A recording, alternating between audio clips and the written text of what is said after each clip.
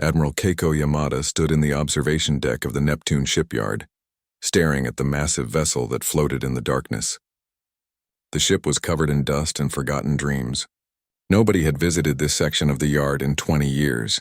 The UESN Prometheus hung there like a sleeping giant, its hull painted in colors that no modern ship used anymore. "This is what they want us to fight with?" Captain Rodriguez asked behind her. His voice carried the weight of a man who knew they were all going to die soon. Keiko nodded slowly. She remembered when they built this ship. She had been a young lieutenant then, fresh out of the academy. That was during the paranoid era, when humanity reached for the stars and found nothing but silence. The silence scared them more than any alien invasion could have. So they built ships like the Prometheus, ships designed to fight enemies they had never met, ships built with the assumption that anything out there would want them dead. Then first contact happened. The aliens were peaceful. They had rules. They had councils and laws and treaties. Humanity felt embarrassed about ships like the Prometheus. The politicians called it a waste of resources. Military leaders said it was too aggressive for the new era of galactic cooperation, so they mothballed it and tried to forget. Now that same galaxy was at their doorstep with weapons charged. The Galactic Council had seemed like a gift at first. Humanity applied for membership 50 years ago, eager to join the community of spacefaring species. The Council smiled and said they needed time to evaluate humanity's application. 50 years of evaluation, 50 years of being kept at arm's length while other species traded and prospered. Then the Imperial sovereignty noticed Earth, they were an empire that controlled 40% of known space through military might. Emperor Vaskthar sent his message 3 months ago. The terms were simple. Submit to their rule or be destroyed. Humanity had 30 days to surrender. Earth's modern fleet was a joke compared to the sovereignty's grand fleet. Humanity had built exploration vessels and light defense cruisers, ships meant to patrol trade routes and show the flag at diplomatic events. The sovereignty had 847 capital ships designed for one purpose: overwhelming force. The politicians panicked. They called emergency sessions. They begged the Galactic Council to intervene. The Council expressed their concerns and did nothing else. Some species sent thoughts and prayers. Nobody sent weapons or ships. In desperation, someone remembered the Prometheus. They found Keiko, now an admiral but still the most experienced officer who had served on prototype warships. They gave her an impossible mission. Take this relic, crew it with whoever she could find, and somehow stop an empire. The crew is assembling now, Rodriguez said, checking his tablet. It's an interesting mix. Keiko raised an eyebrow. Interesting how? Half are veterans from the paranoid era, people who remember how to fight dirty. The other half are scientists who got fired for being too radical, plus about 200 volunteers who signed up knowing this is probably a one-way trip. Show me the ship's specs again, Keiko said. Rodriguez pulled up the holographic display. The Prometheus was 3 kilometers long, shaped like a wedge driven forward by massive engines. Its hull was thick, layered with multiple types of armor. No energy shields. That alone made it strange by modern standards. Every ship in the galaxy used energy shields. The weapons were equally bizarre. Railguns that fired solid metal slugs, nuclear-pumped lasers that required actual explosions to function, missile systems with designations like Kessler Protocol that made no sense to modern tacticians. Everything was kinetic, physical, brutal. They're going to laugh at us, Rodriguez said quietly. Let them laugh, Keiko replied. The sovereignty thinks they know how space combat works. They've fought 100 wars against species who all use the same technology, the same tactics. They've never fought humans who thought they were alone in a hostile universe. She pulled up the ship's AI core designation, Archimedes. The artificial intelligence had been trained on every human war simulation, created over 10,000 years of recorded history. Ancient naval battles, world wars, nuclear exchanges that never happened, alien invasion scenarios from fiction. The AI knew every dirty trick humanity had ever imagined. The door to the observation deck opened. A woman in a worn lab coat entered, her gray hair tied back in a practical bun. Admiral Yamada? The woman asked. I'm Dr. Sarah Chen.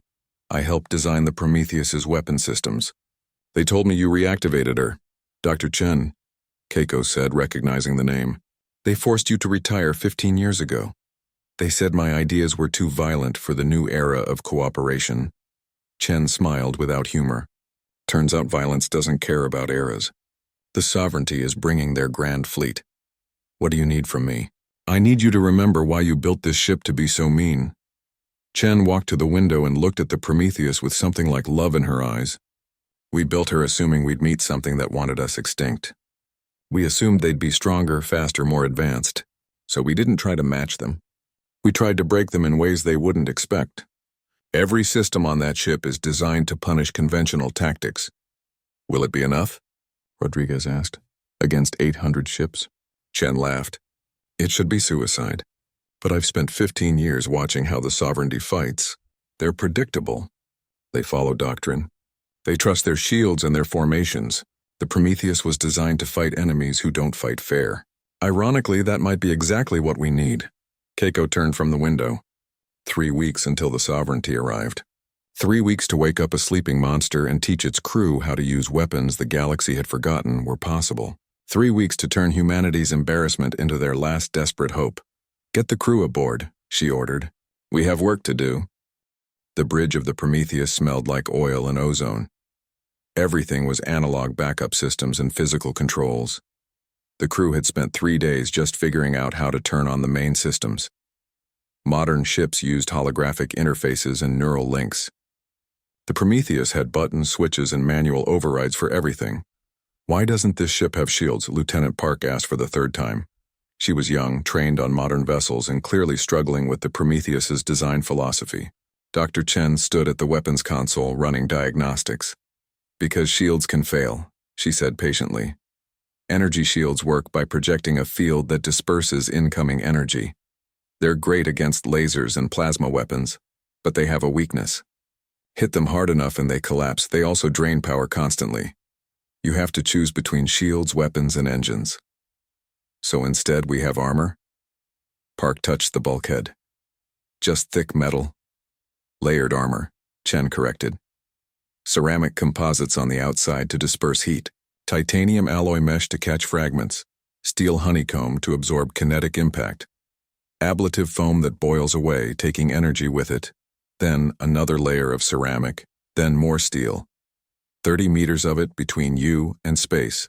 Commander Hayes, the ship's tactical officer, pulled up a comparison chart. He was an old veteran who had served on early colony defense ships.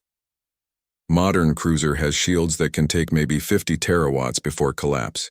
Then the hull, which is maybe 2 meters of light alloy. Built for speed and efficiency. The Prometheus can absorb 10 times that much punishment, but she's slow. We top out at 0.03 light speed in normal space. So we're a slow armored brick, Rodriguez summarized. A very well-armed brick. Chen smiled. She activated the weapons display. Railgun batteries, magnetic accelerators that fire tungsten rods at 0.3% light speed.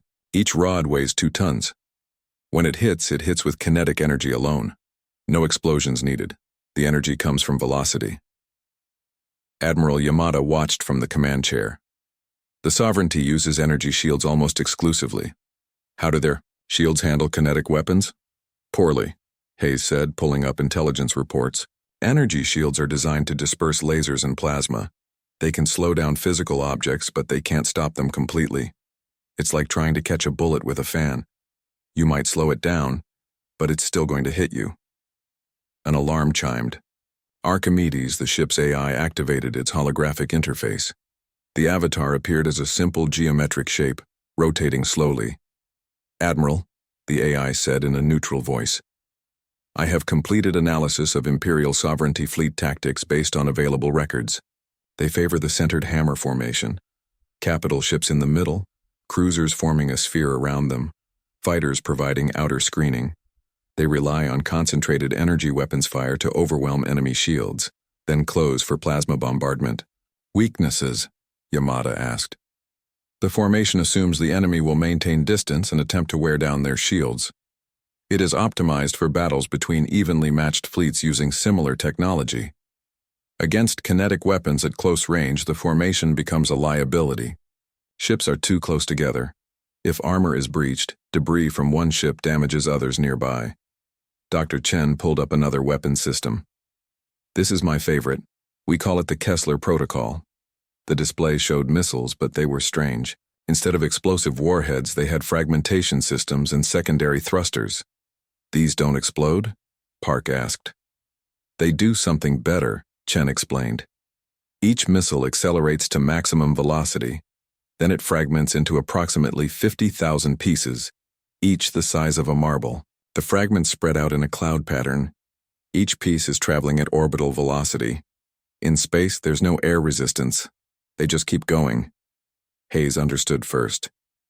You're weaponizing space debris. Exactly. The Kessler syndrome was an old Earth fear. Too much junk in orbit and it starts a cascade. One collision creates more debris, which causes more collisions. We turned it into a weapon. Launch enough of these into enemy formations, and the battlefield becomes a meat grinder. Their own destroyed ships add to the debris field. That's horrifying, Park said quietly. That's survival, Yamada corrected. The Sovereignty is bringing 800 ships to exterminate humanity. We have one. We need every advantage we can create. Over the next 2 weeks, the crew trained obsessively. They learned to think differently. Modern space combat was like fencing, elegant exchanges at long range. The Prometheus was designed for a knife fight. Get close, absorb punishment, hit back harder. The weapons crews practiced loading the railguns. Each rod had to be magnetically aligned perfectly. Too much deviation and it would tear apart in the acceleration chamber. Too little power, and it wouldn't have enough velocity to penetrate enemy armor. The engineering team studied the armor systems. They learned how to route power away from damaged sections, how to vent atmosphere to prevent fires, how to keep the ship fighting even when half the systems were offline. Archimedes ran combat simulations constantly. The AI had been programmed with tactics the galaxy had never seen: ramming attacks, debris field ambushes, using planet's gravity to slingshot into attack runs. Every dirty trick from human history, adapted for space warfare. An alien consultant from the Galactic Council visited during the second week. His name was Tevnash, a military advisor from a species that had served with honor for 3 centuries. He walked through the ship with growing confusion. This is your warship? Admiral, I must be honest. The Imperial Sovereignty's scouts will see this vessel and laugh. No shields. Primitive kinetic weapons. Your top speed is barely adequate for system defense. Thank you for your assessment, Yamada said politely. I mean no disrespect, Tevnash continued. But galactic warfare has evolved beyond such crude methods. Energy shields and plasma weapons are superior in every measurable way. Your designers were clearly working with limited knowledge. Dr. Chen appeared next to them. Our designers assumed we'd face enemies who thought exactly like you do, so we built something that breaks all your rules. Tevnash clicked his mandibles in their equivalent of a sigh. Admiral, I admire human courage. But courage alone will not stop the Grand Fleet. Perhaps Earth should reconsider the Emperor's offer of vassalage. It would allow your species to survive. After he left, Rodriguez approached Yamada. He's not wrong about the numbers, Admiral. No, Yamada agreed. But he's wrong about everything else. The Sovereignty has won so many battles that they've forgotten what it's like to fight an enemy who doesn't follow their rules. The Prometheus was built by people who were terrified of the unknown. That fear made them creative. She looked around the bridge at her crew, veterans and misfits, scientists who thought too violently, volunteers who had nothing left to lose. None of them believed they would survive, but all of them believed they could hurt the enemy badly enough to matter. 3 more days until they arrive, Yamada announced. Archimedes, load combat package Omega. We're going to show the galaxy what human desperation looks like. The Grand Fleet of the Imperial Sovereignty arrived exactly on schedule. They appeared in perfect formation, 847 capital ships emerging from hyperspace like a swarm of angry hornets. The flagship Eternal Dominion sat at the center, twice the size of any other vessel, bristling with weapons that could crack a moon. Every sensor in Earth's system locked onto them. Every news network broadcast the sight. Humanity watched their doom arrive in high definition. Admiral Yamada stood on the bridge of the Prometheus, watching the tactical display. The enemy fleet was arranging itself in a sphere, with Earth at the center. A show of overwhelming force, a demonstration that resistance was pointless. "They're exactly where Archimedes predicted," Hayes said from the tactical station. "Centered hammer formation. Textbook sovereignty doctrine."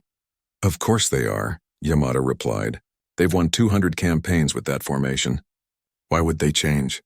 Emperor Vaskthar's face appeared on every screen across Earth's communication network. He was tall, his scales shimmering with jeweled implants that marked his royal status. 4 eyes regarded humanity with casual contempt. "People of Earth," his voice carried the weight of absolute authority. "Your time for decision has arrived. My grand fleet surrounds your world. You have no allies. Your primitive vessel poses no threat. I offer one final mercy. Surrender now. Accept vassalage to the sovereignty, and your species may continue to exist under our guidance.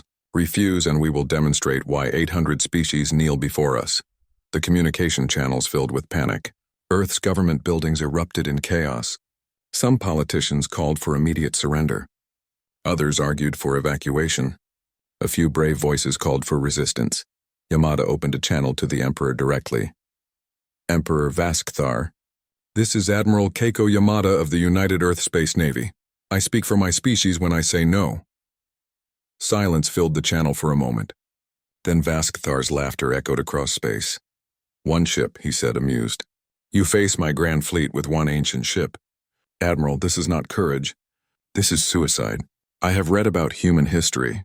You are a species that values sacrifice. But sacrifice requires purpose. What purpose does throwing your life away serve?" "Humanity has a long history of fighting stupid odds," Yamada said. "We're pretty good at it. You want Earth? Come and take it." "So be it," Vasthar said. "You may die with honor, at least. All ships, concentrate fire on the human vessel. I want it reduced to atoms as an example." The Prometheus began moving, accelerating toward the enemy fleet. Every crew member felt the gravity of the moment. 3 kilometers of warship pushing forward into certain death. "All hands, battle stations," Yamada ordered. "Engineering, give me everything the reactor has. Weapons, wait for my command.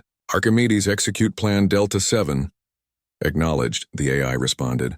"Calculating optimal approach vector. Admiral, I must note that my projections show a 98% probability of ship destruction." "What about the other 2%? Rodriguez asked. "Rounding error," Archimedes replied. 300 sovereignty cruisers opened fire simultaneously. Energy beams lanced across space, converging on the Prometheus. The beams were bright enough to be seen from Earth, a light show of impending destruction. The Galactic Council observers watched in horror. They had seen this before. Concentrated fire from even 50 ships could overwhelm any shield and vaporize a vessel. 300 was overkill, but the Prometheus had no shields to overwhelm. The energy beams struck the armor plating. Ceramic composites ablated away, taking the heat with them. Titanium mesh scattered some of the energy. 30 meters of layered armor took the full force of the assault. The Prometheus kept coming. "Damage report," Yamada called out. "Outer armor gone in sections 7 through 12. Lieutenant Park reported, her voice amazed. "Hull integrity at 86%. We're venting some atmosphere, but bulkheads are holding. Admiral, we just tanked a hit that should have destroyed us." On the enemy flagship, Vascathar stared at his displays in disbelief. Impossible. No ship survives that bombardment. "What are they made of?" His tactical officer checked and rechecked the readings. "My Emperor, they appear to have no energy shields. They are absorbing the damage with physical armor. I have never seen such construction. Our weapons are designed to penetrate shields and then destroy the ship. Against solid armor, the effectiveness is reduced." "Then fire more," Vascathar ordered. "Bring the capital ships to bear." The Prometheus closed to 200,000 kilometers. In space terms, that was knife-fighting range. "Now," Yamada said quietly, all 20 railgun batteries fired at once. 40 tungsten rods, each weighing 2 tons, accelerated to 0.3% of light speed. The magnetic coils released them with a sound like reality tearing. The rods crossed the distance in seconds. They struck with kinetic energy that made explosions look gentle. 3 sovereignty capital ships simply ceased to exist. The tungsten rods punched through their shields like they weren't there. The metal didn't explode or vaporize. It transferred all its momentum into the target. Ships crumpled inward. Hull plating compressed to a fraction of its original thickness. Reactors breached. Atmosphere explosively decompressed. Thousands of crew died before they realized they were under attack. The Grand Fleet reacted in confusion. Ships broke formation, trying to create distance, but they had trained for energy weapon exchanges. They had never faced kinetic weapons at close range. "Reload 30 seconds, Hayes called out. The Prometheus took more fire. A plasma beam scored across the hull, melting away 20 meters of armor. Warning klaxons blared. Engineering reported fires in sections 4 and 5. "Keep moving," Yamada ordered. "Archimedes, show them why their formation is a mistake." The AI adjusted the ship's course, bringing them into the densest concentration of enemy vessels. The Prometheus was surrounded now, taking fire from all directions. Armor melted and boiled away. The ship's superstructure was exposed in places, but they were exactly where they needed to be. The railguns fired again. This time the targets were the ships closest together. Tungsten rods ripped through one vessel and continued into the next. The kinetic energy was so enormous that a single shot could destroy multiple targets. More critically, the destroyed ships broke apart. Debris spread in every direction.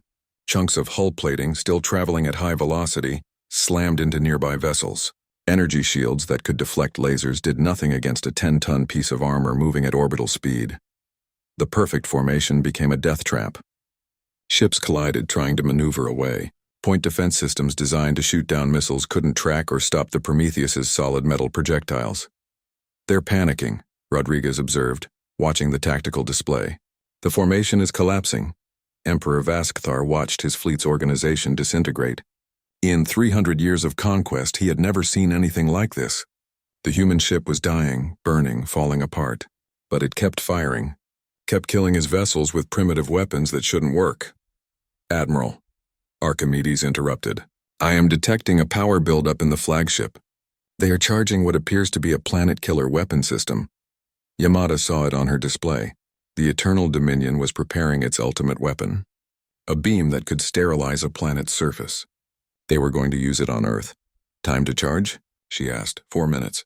"The weapon requires massive energy reserves." 4 minutes. The Prometheus was already critically damaged. Life support was failing in half the ship. The railguns had maybe 3 more shots before the magnetic coils burned out. Yamada made her decision. "All crew, this is the Admiral. Abandoned ship procedures are authorized.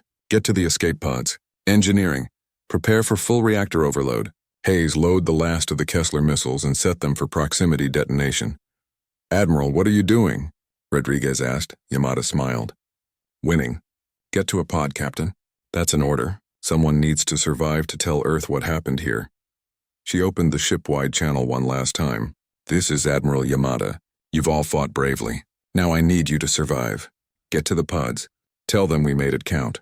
The crew began evacuating. Yamada stayed on the bridge with a skeleton team of volunteers. They had 4 minutes to do the impossible. The Prometheus screamed through space, trailing atmosphere and debris. Half the ship was dead. The armor was gone in places, exposing the superstructure to the vacuum. But the engines still worked and the weapons still had power. Yamada checked her console. 2 minutes until the Emperor's planet killer fired.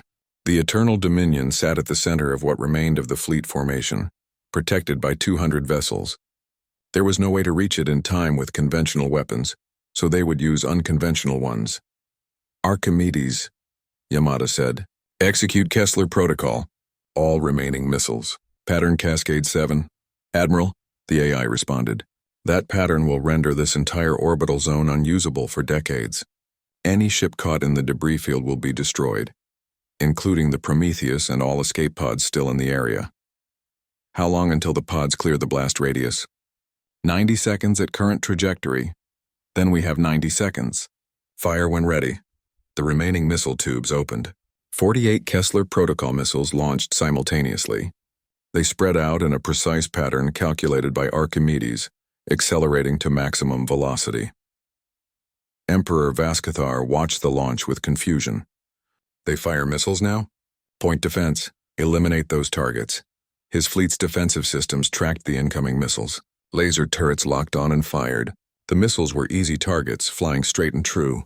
17 were destroyed in the first salvo, but the destroyed missiles still had velocity. And their programming had one final instruction: the missiles fragmented. Each one broke apart into 50,000 pieces, each piece the size of a marble. each traveling at thousands of meters per second. The fragments spread out in an expanding cloud of death. The point defense systems tried to track the fragments. It was impossible. There were too many spread across too much space. The lasers destroyed hundreds, thousands of fragments. It didn't matter. The cloud reached the Sovereignty fleet. The first ship to die was a heavy cruiser. Fragments punched through its hull in 10,000 places simultaneously. The shields meant nothing against solid objects at orbital velocity. Atmosphere vented. The reactor containment failed. The ship broke apart, adding its own debris to the growing cloud. That debris hit 3 more ships. Those ships broke apart. Their debris hit more ships. The cascade began. Pull back, Baskathar ordered. All ships, emergency retreat. But retreat required coordination. Ships needed clear paths. In the debris cloud, there were no clear paths. A destroyer tried to turn and collided with a cruiser that was already tumbling. Its navigation systems destroyed by a fragment the size of a fist. The remaining Kessler missiles reached the center of the formation before they were destroyed. They fragmented at point-blank range, releasing their payload directly into the densest concentration of enemy ships. The Grand Fleet's perfect formation became a killing field. Ships collided with each other. Debris from destroyed vessels moved faster than the ships themselves. Every destroyed vessel added exponentially to the danger. The Sovereignty's own fleet became weapons against itself. Yamada watched the tactical display with grim satisfaction. 700 ships reduced to chaos in less than 2 minutes. The mathematics were beautiful in a terrible way. Each collision created more debris. More debris caused more collisions. The cascade fed itself. Planet killer weapon at 80% charge, Archimedes reported. The flagship is attempting to maneuver clear of the debris field. The Eternal Dominion was moving, its massive engines pushing it toward clearer space. The ship was enormous, built to withstand anything. Its armor was legendary, but it was also slow. How long until the escape pods clear the field? Yamada asked. They have cleared. All surviving crew are at safe distance. Good. Yamada pulled up the engine controls. Engineering, I need everything the reactor can give. One final push. The response came from Lieutenant Quan, the last engineer still at his post. Admiral, if we push the reactor any harder, it will breach. We're talking complete meltdown. Perfect, Yamada said. Do it. She felt the ship surge forward. The Prometheus, dying and burning, accelerated toward the flagship. The debris cloud parted around them. Fragments that would have destroyed a lesser ship simply added to the craters already covering the hull. Admiral, what are you doing? Baskathar's voice came over the channel. Stand down. We can negotiate. Negotiate? Yamada laughed. You came to exterminate my species. You thought we would roll over because you had more ships. Did you ever stop to think that maybe, just maybe, we survived this long because we're really good at killing things that try to kill us? The Prometheus closed to 50 kilometers. The flagship's point defense opened fire. But the human ship was so covered in debris and damage that targeting systems couldn't find critical systems. They were shooting at a corpse that refused to stop moving. Yamada activated the final weapon system. The antimatter torpedoes. Each one carried a warhead that would make nuclear weapons look like firecrackers. But they were too valuable to trust to automated systems, too important to risk being shot down. I need volunteers, she said over the ship's channel. The torpedoes require manual guidance. It's a one-way trip, 6 voices responded immediately. Fighter pilots who had no fighters left. People who had already said their goodbyes. Get to the launch tubes, Yamada ordered. You'll know when to fire. The Prometheus struck the Eternal Dominion at ramming speed. 3 kilometers of dying warships slammed into the flagship's flank. The impact was catastrophic. Both ships' armor buckled. The Prometheus's spine broke, the ship folding in on itself. The flagship's hull crumpled inward, bulkheads collapsing. In that moment of chaos, 6 torpedoes launched.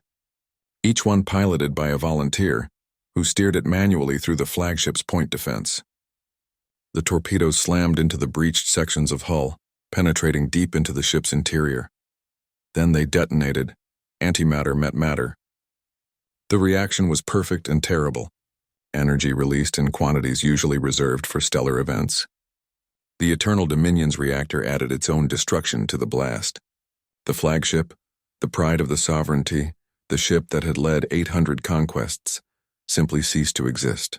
A brief new sun appeared in Earth's orbit, then faded. The shockwave spread through the debris field, adding even more chaos. Another 100 ships, already damaged and struggling, were destroyed or disabled by the blast. Yamada felt the Prometheus coming apart around her. The bridge was losing pressure. Alarms were screaming. The ship's reactor was in meltdown just seconds away from breaching. "Archimedes," she said, her voice calm. "Did we get him?" "Confirmed," the AI replied. "Emperor Vascathar is dead. The flagship is destroyed.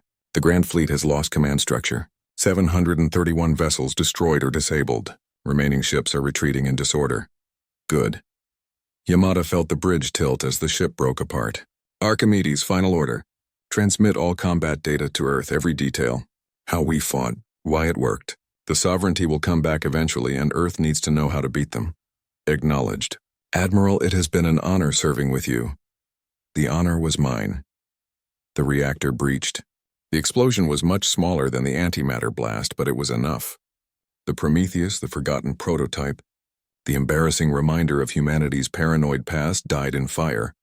But across the battlefield, escape pods drifted toward Earth.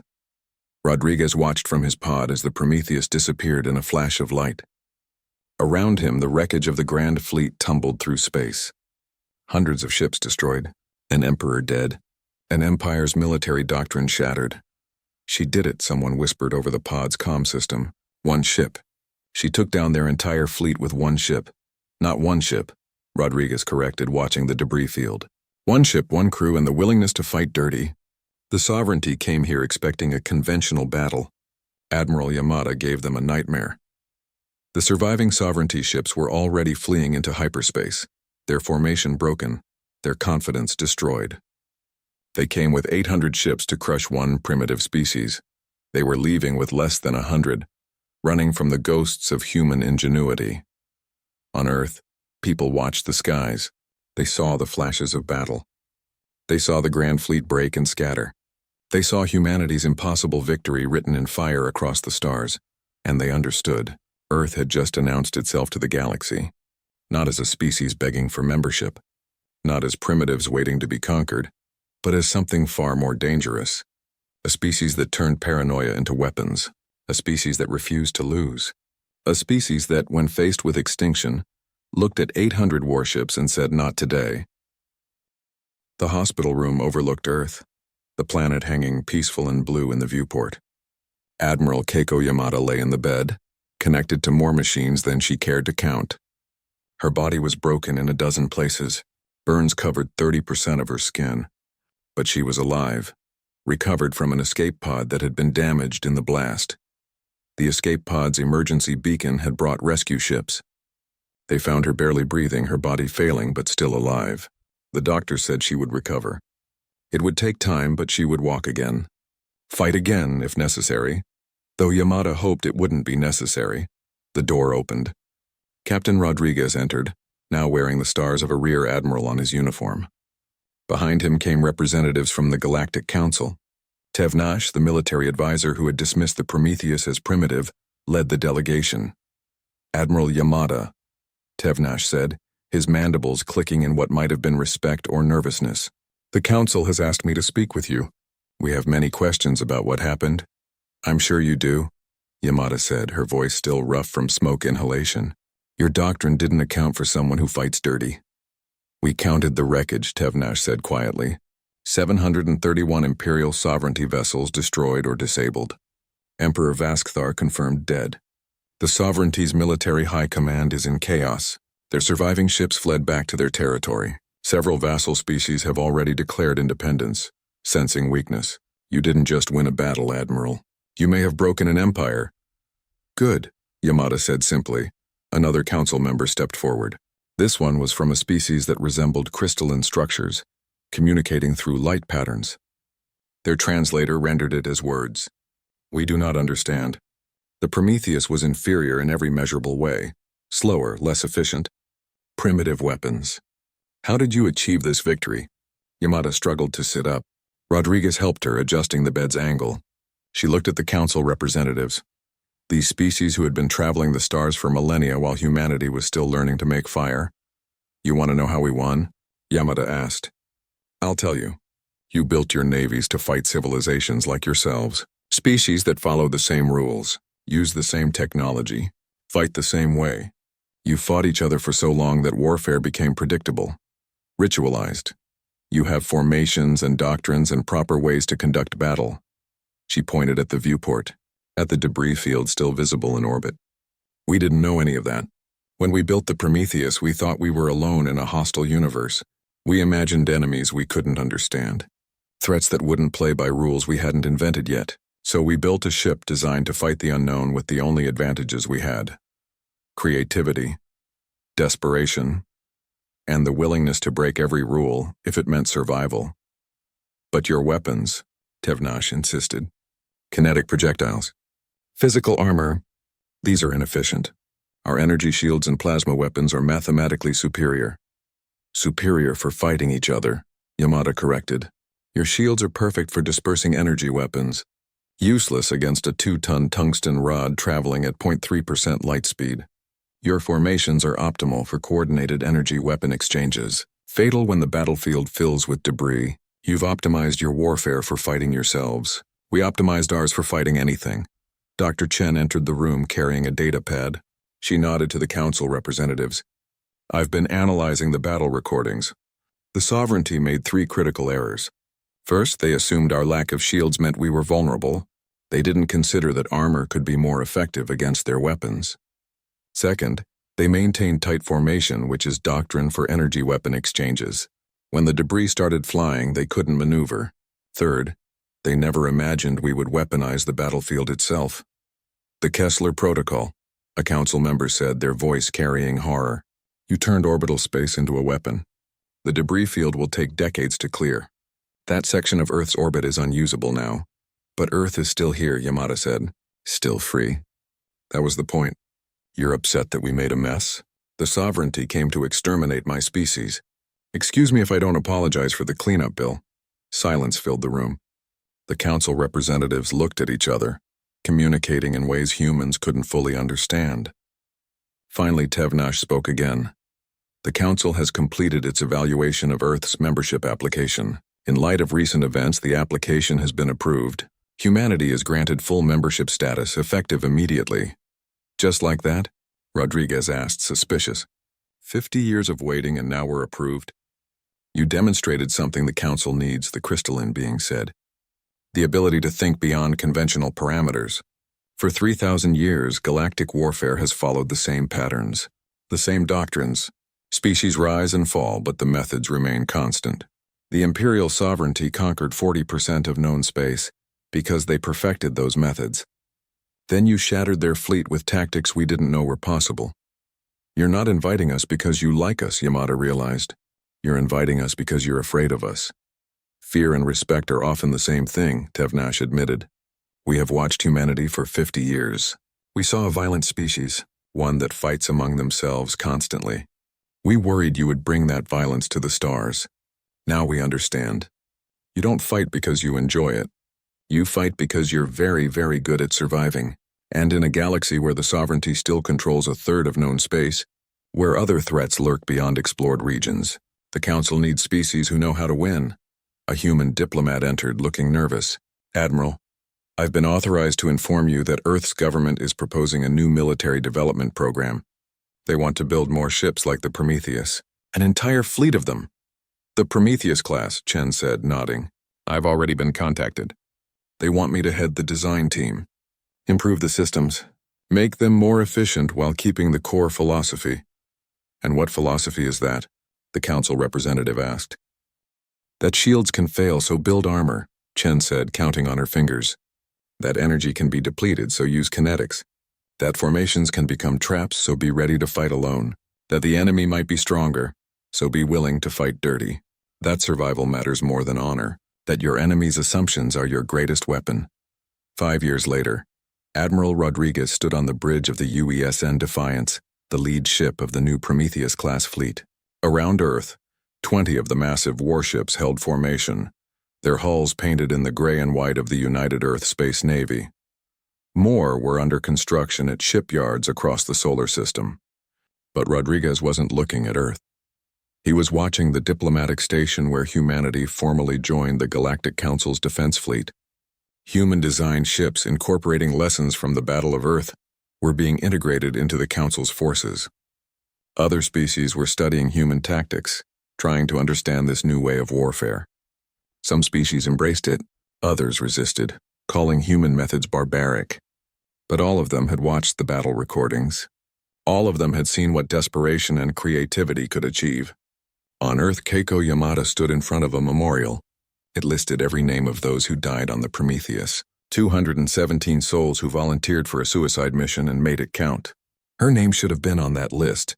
Some days she wished it was. But she survived to see humanity take its place among the stars, not as supplicants begging for acceptance, not as primitives grateful for scraps, but as equals who earned their seat with blood and fire, and the willingness to do whatever survival required. A young officer approached her fresh from the academy. "Admiral Yamada, I graduate next week. I requested assignment to a Prometheus-class ship. I wanted to thank you for showing us that we don't have to fight like everyone else." Yamada looked at the young officer, seeing herself decades ago, idealistic, eager, ready to face the unknown. "Remember something," Yamada said. "We won that battle because they underestimated us, because they thought they knew how warfare worked. We taught them differently, but now they know. The next enemy won't make the same mistakes, so we need to keep evolving, keep thinking of new ways to fight. The moment we become predictable, we lose our advantage. Then what do we do?" Yamada smiled. "What humanity has always done.